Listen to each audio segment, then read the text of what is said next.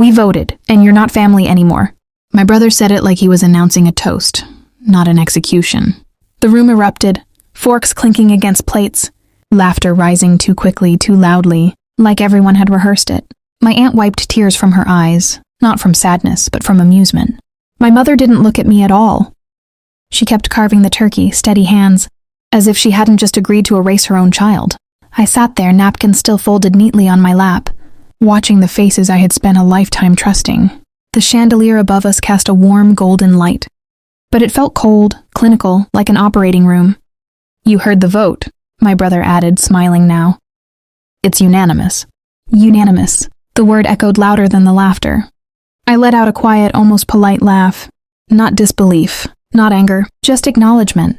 Then I reached into my bag, pulled out a thin, unremarkable folder, and set it gently on the table between us. "Well," I said softly, "then I guess you won't be needing this." The laughter faltered. My brother opened it, and then he started screaming. "I'm the quiet one in the family. The one who handles things." That's how they've always described me, usually with a dismissive smile, as if reliability were just another way of saying invisible. I'm the youngest of 3, but somehow I became the one people leaned on without ever acknowledging it. When my brother's business nearly collapsed 5 years ago, it was my savings that kept it alive. When my parents fell behind on their mortgage, I was the one who rewrote my own plans to keep their house from slipping away. They called it help. I called it family. But gratitude was never part of the arrangement. At dinners, my brother dominated the room. Loud, charismatic, always certain he deserved more than he had. I was the contrast, the one who listened, the one who paid, the one who stayed quiet when jokes edged too close to disrespect. "You're too soft," he used to say, clapping me on the shoulder like it was advice. Maybe he believed that. Maybe they all did. What they never noticed was how closely I paid attention. Every offhand comment, every favor that quietly became an expectation, every signature they asked me to just handle. They saw silence and assumed weakness. They never considered that silence can also be patience. It didn't start at Thanksgiving. It never does. It was smaller than that, quieter. The kind of things you could almost convince yourself didn't matter. My brother stopped asking and started assuming. "You'll cover this, right?" he'd say, already sliding the bill toward me before I answered. My mother began introducing me to distant relatives as the dependable one, her tone warm but dismissive, like she was describing a household appliance. At first I smiled through it. Then came the pauses, the subtle kind, conversations that shifted when I walked into the room, inside jokes that ended just before I could understand them. Once I caught my brother and aunt exchanging a glance when I mentioned reviewing some paperwork for the family business. Not concern, not gratitude, something closer to calculation. "You worry too much," he told me lightly, tapping the table as if to close the subject. "Just sign where it's needed." I did, because that's what I'd always done. But I started noticing the tone beneath the words. The way family sounded less like belonging and more like leverage. The way my contributions were remembered only when they were needed and forgotten. The moment they weren't. And slowly, quietly, something shifted. Not in them, in me. The moment didn't arrive with shouting or spectacle. It came quietly like everything else. 3 weeks before Thanksgiving, I was in my brother's office, reviewing a stack of documents he had left on his desk for me to clean up. The blinds were half drawn, cutting the afternoon light into thin, deliberate lines across the paper. I wasn't meant to look closely. I knew that from the tone he'd used when he handed them to me. Casual, rushed, almost impatient. "Just standard stuff," he had said. It wasn't. My name appeared too often, not as a helper, not as a witness, as a guarantor. Loans I hadn't agreed to, liabilities quietly threaded through paperwork I had once trusted without question. My signature, copied, reused, assumed. I sat there for a long time, the room too still, the air too heavy. It wasn't just carelessness, it was deliberate. That was the moment everything rearranged itself in my mind. Every dismissed concern, every hurried just sign, every glance I couldn't quite interpret before. They all settled into place with unsettling clarity. I didn't confront him. I didn't ask questions. I went home, opened my laptop, and started reading everything I had ever signed. And for the first time, I stopped being useful. I started being careful. I didn't rush. Panic is loud, and I had spent a lifetime learning the value of quiet. By training, I'm a financial compliance analyst.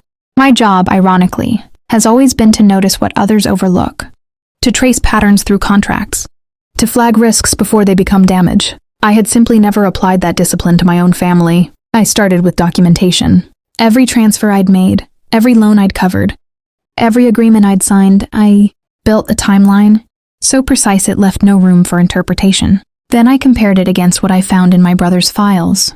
The discrepancies weren't subtle once I stopped trusting them. They were systematic. Next came verification. I requested official copies directly from the bank and registry offices. Not through him. I spoke to a lawyer, not dramatically. Just a quiet consultation under the pretense of routine review. He didn't need long to confirm what I already suspected. My name had been used to secure obligations I never consented to.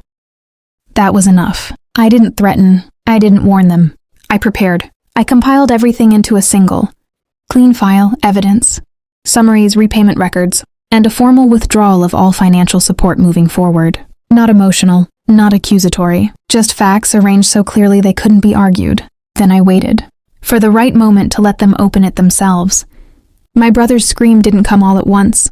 It started as a sharp inhale, confused, disbelieving before it broke into something raw and uncontrolled.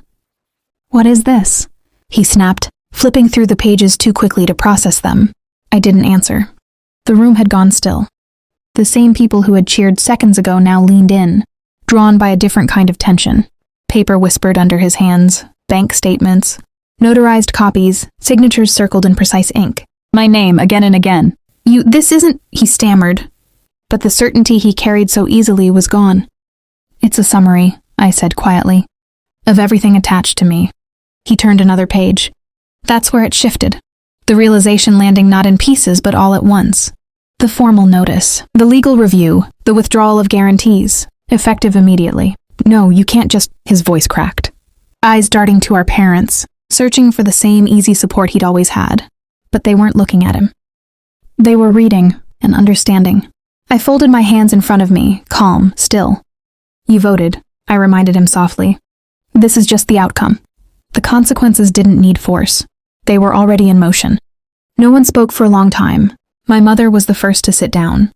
Not gracefully, just suddenly, as if her legs had stopped cooperating. She kept turning the same page back and forth, her lips moving slightly, trying to reconcile what she was seeing with what she had chosen to believe. My father didn't touch the folder at all. He stared at my brother instead, really looked at him, as if seeing him clearly for the first time. There was no anger yet, just something heavier, recognition. This puts everything at risk," my aunt whispered, her earlier laughter gone, replaced by something brittle. It did. Without my name backing those agreements, the structure they had been leaning on quietly began to collapse. Loans would be recalled, payments would be demanded. The illusion of stability, the one they celebrated, minutes ago was already unraveling. My brother tried to recover, to speak over it, to reshape the moment with noise. But it didn't work this time. The room no longer followed him. Because this wasn't about a single dinner. It was about trust, how easily it's taken, how quietly it can be broken, and how irreversible the consequences are when it finally runs out. That's why it matters. Not because I exposed them, because I stopped protecting them. I didn't stay long after that. There was nothing left to argue, nothing left to explain. For the first time, silence wasn't something I was using to endure. It was something I had chosen. I stood, pushed my chair in carefully, and walked past the same people who had just voted me out, feeling lighter with every step toward the door. No one stopped me. Outside, the air felt different, colder, cleaner, honest in a way the room behind me never was. I realized then that I hadn't lost a family that night. I had let go of a role. The quiet provider, the invisible safety net, the version of myself that believed love had to be proven through sacrifice. In the weeks that followed, the calls came, first urgent, then apologetic, then desperate. I answered none of them. My lawyer handled what needed to be handled. Cleanly. Finally. I started rebuilding, not from loss, but from clarity. Because peace doesn't come from being accepted where you're diminished. It comes from walking away when you finally understand your worth. They voted me out like I was nothing, and for the first time in my life, I agreed and became everything they could no longer reach.